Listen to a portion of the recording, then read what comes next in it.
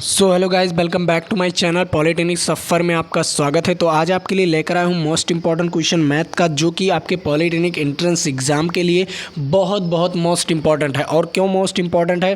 क्योंकि मैंने भी 2023 में पॉलिटेक्निक का एग्ज़ाम दिया था गाइज, और मेरा रैंक कितना आया था? मेरा रैंक 18 आया था। और मैं यूपी पॉलिटेक्निक का सबसे नंबर 1 कॉलेज जीपीएल में पढ़ रहा हूँ। किस में पढ़ रहा हूँ? जीपीएल में, गवर्नमेंट पॉलिटेक्निक लखनऊ। तो अगर आप भी ऐसे टॉप के कॉलेजों में पढ़ना चाहते हैं तो हमारे नोट्स के क्वेश्चन पढ़ सकते हैं। तो चलिए, मैं आपका ज़्यादा समय नहीं बर्बाद करूंगा। उससे पहले कहना चाहूँगा कि अगर आप लोग अभी तक चैनल को सब्सक्राइब नहीं किए हैं तो चैनल को सब्सक्राइब कर लीजिए। वीडियो को लाइक नहीं किए हैं तो वीडियो को लाइक कर दीजिए और अपने दोस्तों तक इस वीडियो को शेयर कर दीजिए। तो चलिए, मैं आज आपके लिए लेकर आया हूँ ये पहला नंबर क्वेश्चन। पहले नंबर क्वेश्चन का राइट आंसर आप लोग बताइए कि इसका राइट आंसर क्या हो सकता है। चलिए, इसका राइट आंसर क्या होगा आप लोग बताइए। यहाँ पर क्या कहा है? 2 चर दिए गए हैं। क्या दिए गए हैं? 2 चर एक्स और वाई दिया गया है। क्या दिया गया है? एक्स और वाई दिया गया है। और रैखिक समीकरण क्या दिया गया है? रैखिक समीकरण इसे दिया गया है। तो वास्तविक संख्याओं के समुच्चय में कितने हल होंगे? बताइए, कितने हल हो सकते हैं? इसमें कितने हल हो सकते हैं? जो ये आपको ए एक्स क्या दिया गया है? ए एक्स और वी वाई और बराबर क्या दिया गया है? बी वाई प्लस सी बराबर 0 दिया गया है। इसमें कितने हल हो सकते हैं? आप लोग बताइए, कितने हल हो सकते हैं?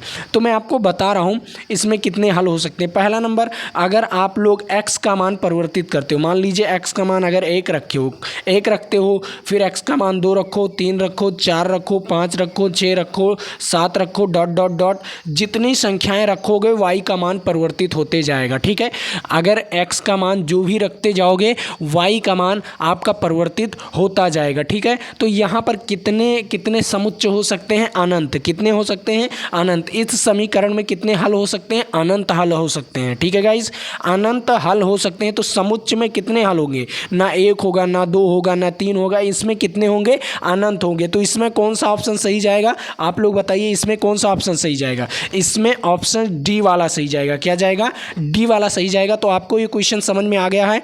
बहुत सुपर वे में मैंने आपको इस क्वेश्चन को समझा दिया हूँ। ठीक है गाइज, और भी अगला नंबर क्वेश्चन लेकर आता हूँ। उस क्वेश्चन को आप लोगों को बताना है। बहुत मोस्ट इंपॉर्टेंट क्वेश्चन था गाइज। इसमें क्या बताना था आपको? कितना हल निकलेगा। तो इसमें कितना हल निकल सकता है? अगर एक्स का मान परिवर्तित करते जाओगे तो वाई का मान बहुत निकलते जाएगा। जैसे एक्स का मान अगर 1 रखते हो, 2 रखते हो, 3 रखते हो, 4 रखते हो, ऐसे डॉट डॉट डॉट आप लोग लाखों करोड़ों तक रखते जाओगे तो आपका वाई का मान बदलता हुआ जाएगा। ठीक है, तो अनंत हल निकल सकता है। ठीक है, तो यहाँ पर इसमें अनंत नहीं दिया गया है, तो इनमें से कोई नहीं। ठीक है, तो आप लोगों को ये समझ में आ गया। चलिए, अगले नंबर क्वेश्चन पर चल रहा हूँ। अगला नंबर क्वेश्चन भी आप लोगों के लिए इंपॉर्टेंट है। तो यहाँ पर आप लोग देख लीजिए, यहाँ पर दूसरा नंबर क्वेश्चन का राइट आंसर बताइए सभी बच्चे। एक बार दूसरे नंबर क्वेश्चन का राइट आंसर बताइए। यहाँ पर क्या दिया गया है? दूसरा नंबर क्वेश्चन।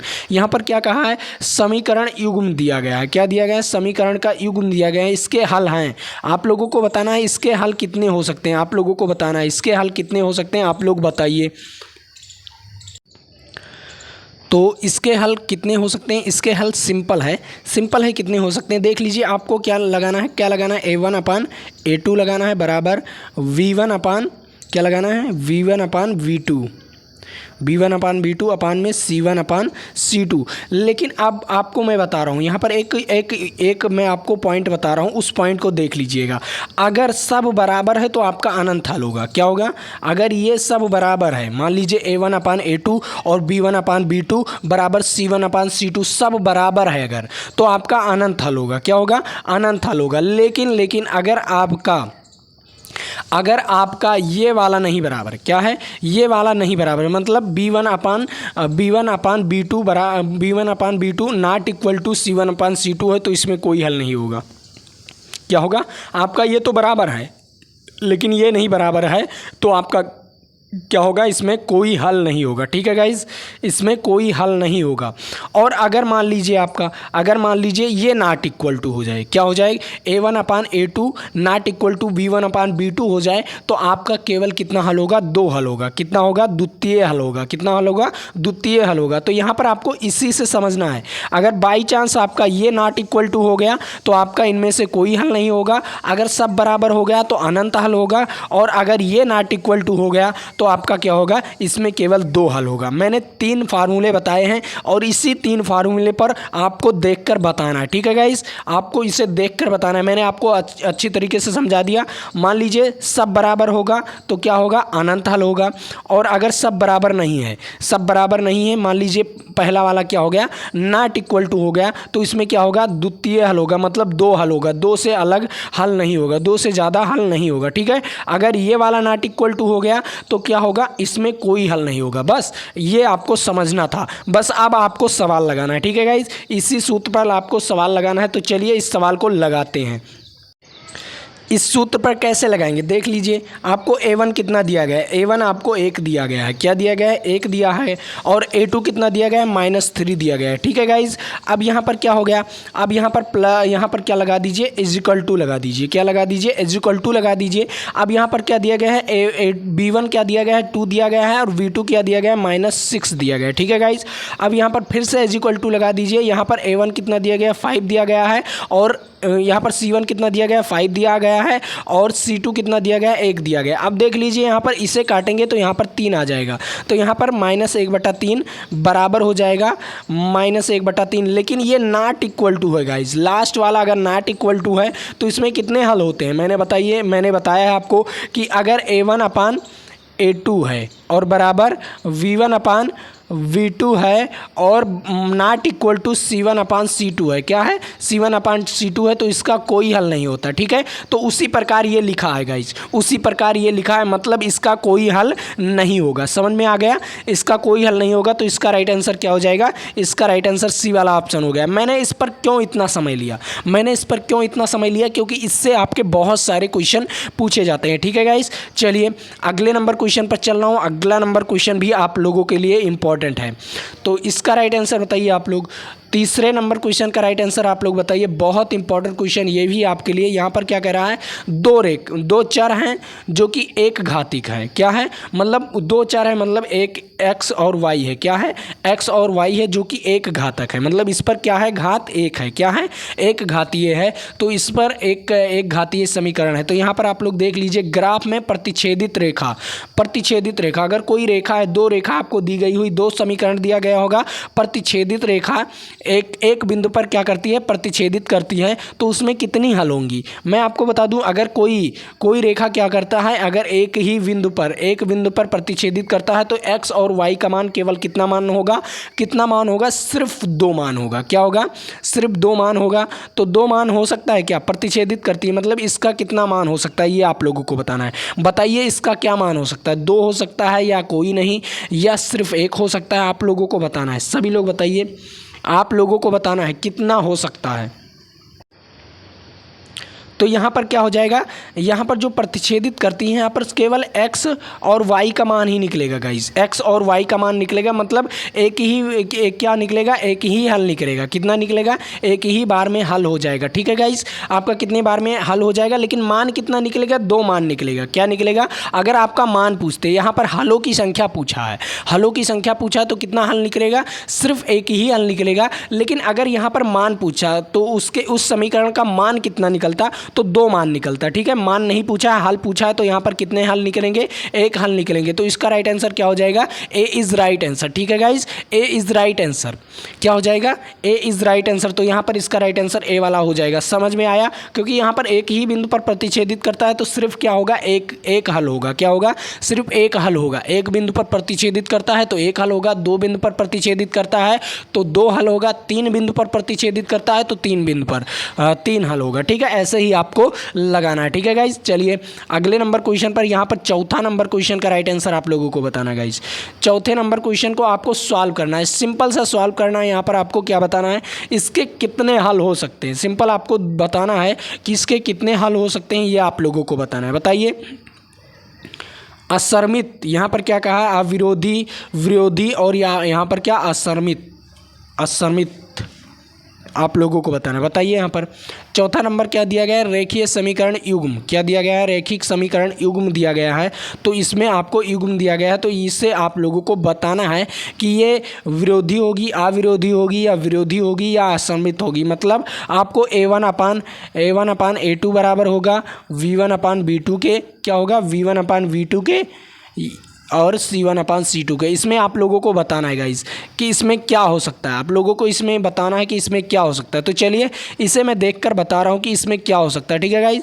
यहाँ पर A1 क्या है, A1 का मान 1 दिया गया है, V1 का मान 2 दिया, A1 का मान 1 दिया गया है, A2 का मान 2 दिया गया है, और V1 का मान कितना दिया गया है, V1 का मान 3 और V2 का मान 5। और उसके बाद क्या दिया गया, C1 का मान -4 और C2 का मान -1। तो ये सारे नॉट इक्वल टू हैं गाइस।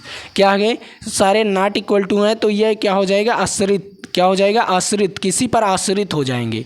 ये किसी पर क्या हो जाएंगे, आश्रित हो जाएंगे, मतलब x और y का मान क्या हो जाएगा, किसी पर आश्रित हो जाएगा, ठीक है गाइस। इसका राइट आंसर क्या हो जाएगा, आश्रित हो जाएगा।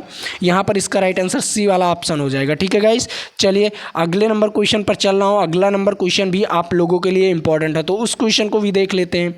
आश्रित हो जाएगा, ठीक है गाइस, आश्रित, इसका राइट आंसर आश्रित। यहाँ पर आप लोग इसको क्या कर दीजिए, इसको यहाँ पर क्या कर लीजिए, सी वाला ऑप्शन कर लीजिए। थोड़ा टाइपिंग में मिस्टेक हो गया, ठीक है गाइस। चलिए यहाँ पर इसका राइट आंसर आप लोगों को बताना है, इसका राइट आंसर बताना है। 5वें नंबर क्वेश्चन का राइट आंसर बताना है। यहाँ पर क्या कह रहा है, यदि दो चर हैं, क्या है, यदि दो चर रेखा है, रैखिक हैं, रैखिक समीकरण को अनंत हल, तो उनके अनेक हल होंगे, क्या, उनके आलेख निकालना है। क्या निकालना है, क्या है, अनंत हल है, अनंत हो तो उसका आलेख निकालना है। तो आलेख कैसा होगा, समांतर होगा या प्रतिच्छेदित होगा या संपाती होगा, बताइए।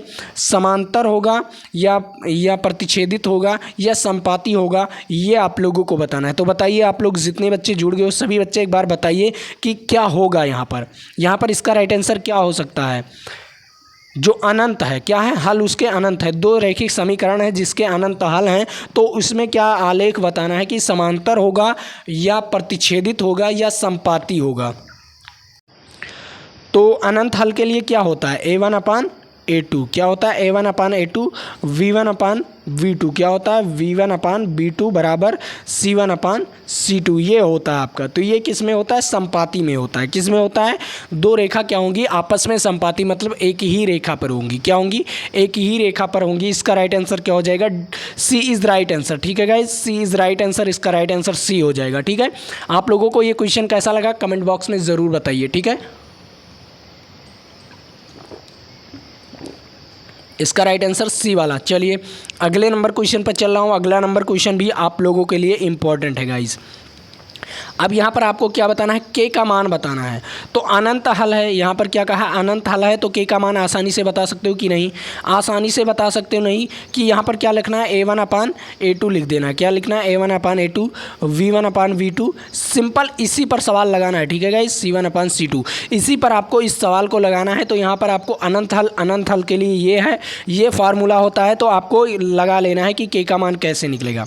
तो यहाँ पर क्या हो जाएगा, A1/A2, क्या हो जाएगा, A1/A2, यहाँ पर लिख दीजिए A1/A2, V1/V2 और बराबर C1/C2, इसी पर लगाना है। A1 कितना दिया गया है, 1 दिया गया है, और A2 कितना दिया गया है, 5 दिया गया है, बराबर कर दीजिए। V1 कितना दिया गया है, V1 2 दिया गया है, और K1 के कितना है, V2 कितना दिया गया है, K दिया गया है।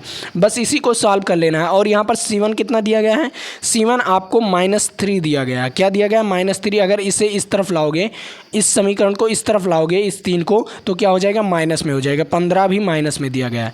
तो सिंपल आपको या ये दोनों ले लीजिए या ये दोनों ले लीजिए, सिंपल कोई एक सॉल्व कर लीजिए, ठीक है। तो यहाँ पर आपको क्या सॉल्व करना है, यहाँ पर ये वाला सॉल्व कर लीजिए। तो के बराबर क्या हो जाएगा, के बराबर 10 आ जाएगा गाइस। कितना आ जाएगा, के बराबर 10 आ जाएगा। इसका राइट आंसर क्या हो जाएगा, क्योंकि 5 दूनी 10 होगा, क्या होगा, 5 दूनी 10, तो के बराबर कितना आ जाएगा, 10 आ जाएगा। के बराबर 10 आ जाएगा। कोई भी दो ले लीजिए, चाहे बी और सी वाला ले लीजिए, चाहे ए और सी वाला ले लीजिए, ए और बी वाला ले लीजिए, कोई एक भी ले लीजिए, ठीक है, कोई एक ले लीजिए जिसमें के हो और आपकी गिनतियां हो, ठीक है। तो इसका राइट आंसर क्या आ जाएगा, के बराबर 10 आ जाएगा, ठीक है। आपको ये क्वेश्चन समझ में आ गया अच्छी तरीके से, तो आप लोग कमेंट बॉक्स में बताइए कि इसका राइट आंसर क्या हो जाएगा। इसका राइट आंसर 10 हो जाएगा, ठीक है। आप लोगों को ये क्वेश्चन बहुत अच्छी तरीके से समझ में आया होगा, मैंने आपको बहुत सिंपल तरीके से समझा दिया, ठीक है। चलिए अगले नंबर क्वेश्चन पर चल रहा हूँ। अगला नंबर क्वेश्चन भी आप लोगों के लिए इंपॉर्टेंट है, तो उस क्वेश्चन को देखते हैं। उससे पहले कहना चाहूँगा कि अभी तक आप लोग चैनल को सब्सक्राइब नहीं किए हैं तो चैनल को सब्सक्राइब कर लीजिए। वीडियो को लाइक नहीं किए हैं तो वीडियो को लाइक कर दीजिए और अपने दोस्तों तक इस वीडियो को शेयर भी कर दीजिए, ठीक है गाइज।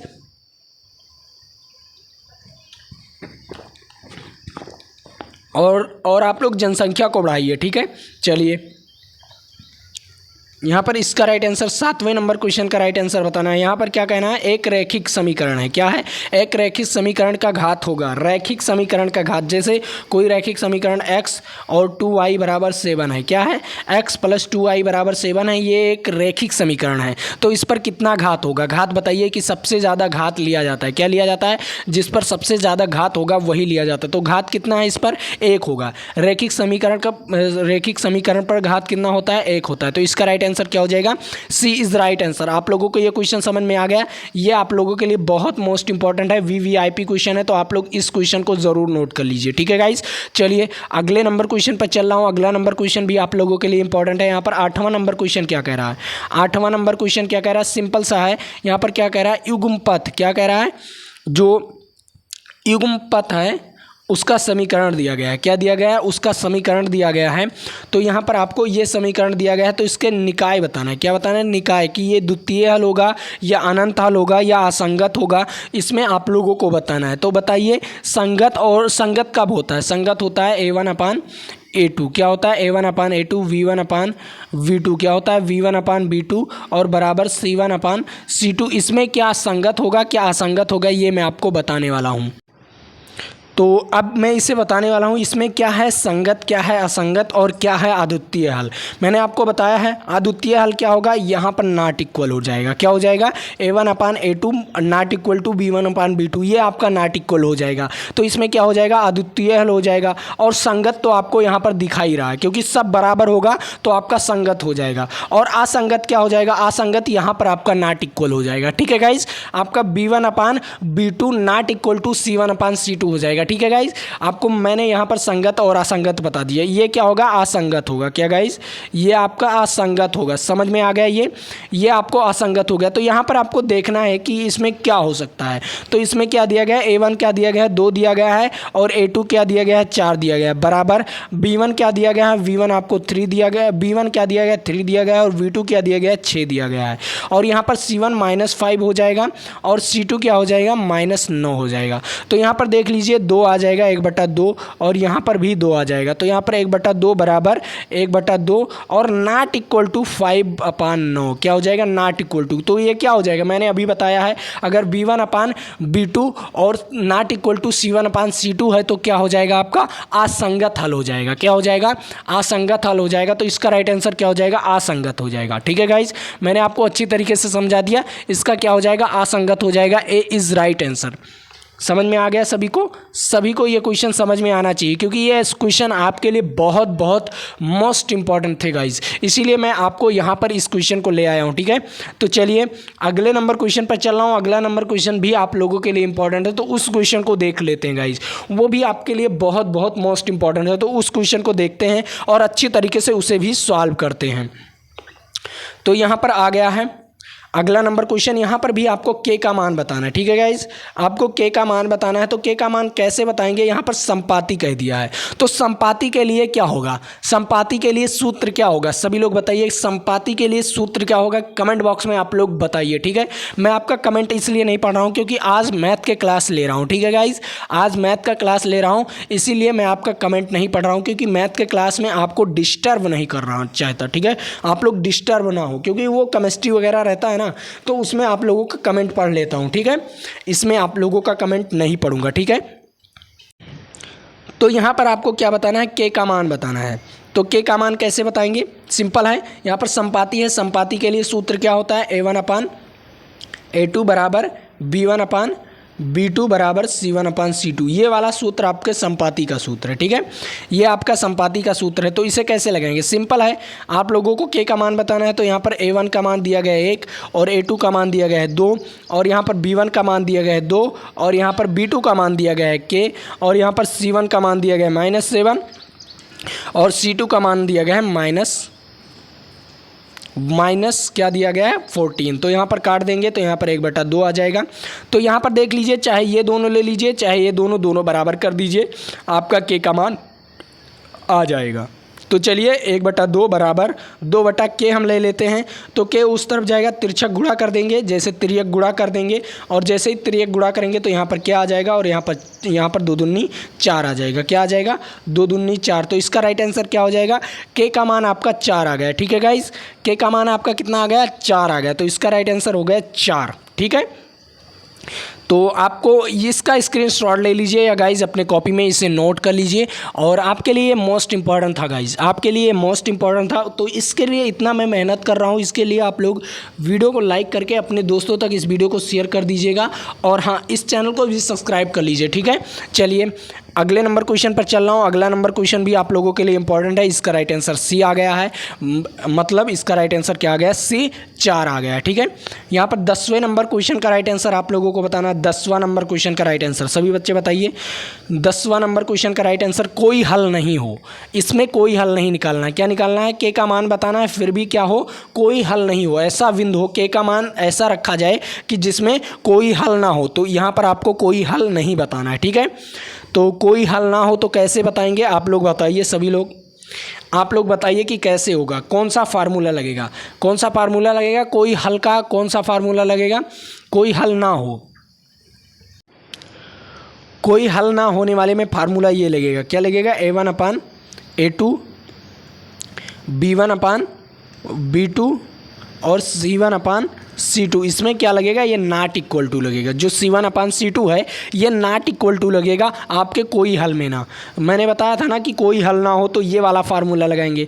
तो इसी वाले फार्मूले को लगाकर आपको के का मान सिंपल सा बता देना है। ठीक है, के का मान कैसे बताएंगे? चलिए मैं आपको के का मान बताना चाहता हूँ। चलिए यहाँ पर क्या हो जाएगा आपका? A1 क्या दिया गया है? 3 दिया गया है और A2 क्या दिया गया है? 6 दिया गया है। क्या दिया गया है? 6 दिया गया है। और यहाँ पर क्या दिया गया? V1 क्या दिया गया है? V1 आपको -1 दिया गया है और V2 आपको क्या दिया गया है? -2 दिया गया है। उसके बाद आपको नॉट इक्वल टू यहाँ पर लगाना है। क्या लगाना है? नॉट इक्वल टू आपको यहाँ पर लगाना है। तो नॉट इक्वल टू लगाइए। उसके बाद आपको C1 क्या दिया गया है? C1 आपको -5 दिया गया है और C2 आपको -k दिया गया है। तो यहाँ पर ये हो जाएगा 1/2। क्या हो जाएगा? 1/2। ये भी प्लस में आ जाएगा। ठीक है गाइज, तो यहाँ पर क्या हो जाएगा? 1/2 बराबर 1/2 और यहाँ पर हो जाएगा नॉट इक्वल टू 5/k हो जाएगा। क्या हो जाएगा? 5/k। तो यहाँ पर ये दोनों ले लीजिए, के का मान बताना है आपको। क्या बताना है? के का मान बताना है। तो ये दोनों ले लीजिए। तो यहाँ पर 1/2 नॉट इक्वल टू 5 और यहाँ पर के हो जाएगा। तो यहाँ पर के बराबर क्या हो जाएगा? नॉट इक्वल टू 10 हो जाएगा। क्या हो जाएगा? 5 दूनी 10 क्या हो जाएगा? 10 हो जाएगा। Not equal to 10। तो इसका राइट आंसर क्या हो जाएगा? इसका राइट आंसर भी सी आंसर आ जाएगा। नॉट इक्वल टू के का मान क्या हो जाएगा? Not equal to 10। तो यहाँ पर इसका 10 के अलावा और भी कुछ हो सकता है। ठीक है, 10 के अलावा और भी कुछ हो सकता है। यहाँ पर और भी कोई भी संख्या ले सकते हो 10 के अलावा, केवल 10 के अलावा और भी कोई संख्या ले सकते हो। के का मान 10 नहीं होना चाहिए और चाहे जो हो जाए। ठीक है, इसका राइट आंसर क्या हो जाएगा? C is right answer. क्या हो जाएगा? C is right answer. अगर कोई हल ना हो तो 10 के अलावा और कोई भी संख्या लिख दो। वहाँ पर B2 के स्थान पर कोई भी संख्या लिख दो। C2 के स्थान पर C2 के स्थान पर कोई भी संख्या लिख दो।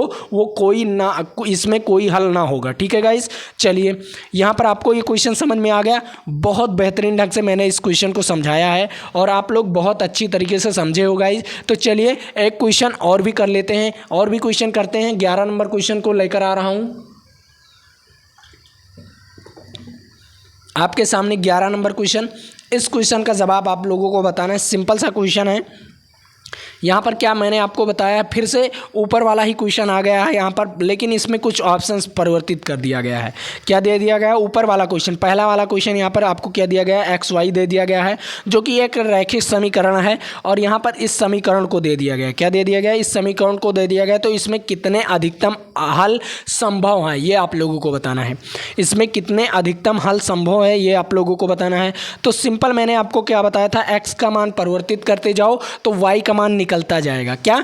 x का मान परिवर्तित करते जाओ तो y का मान निकलता जाएगा। मतलब आप लोग अगर x का मान 1 रखते हो, x बराबर 1 रखो, 2 रखो, 3 रखो, 4 रखो, अपने मन से रखो। क्या? अपने मन से रखो। अगर आप लोग परिवर्तित करते जाओगे तो आपका y का मान परिवर्तित हो जाएगा। मतलब x का मान अगर अनंत रखोगे तो आपका y का मान अनंत आएगा। ठीक है, तो इसमें कोई बाउंडेशन नहीं है, कितनी भी बहुत सारे हल निकल सकते हैं, मतलब अनगिनत हल निकल सकते हैं। कितने निकल सकते हैं? अनगिनत हल निकल सकते हैं। इसका राइट आंसर क्या हो जाएगा? C is right answer. क्या हो जाएगा guys? C is right answer. तो आज के लिए मैं इतना ही रखता हूँ, फिर मिलेंगे आपके साथ अगले वीडियो में। उससे पहले कहना चाहूँगा कि अगर आप लोग अभी तक चैनल को सब्सक्राइब नहीं किए हैं तो चैनल को सब्सक्राइब कर लीजिए, वीडियो को लाइक नहीं किए हैं तो वीडियो को लाइक कर दीजिए और अपने दोस्तों तक इस वीडियो को शेयर कर दीजिए।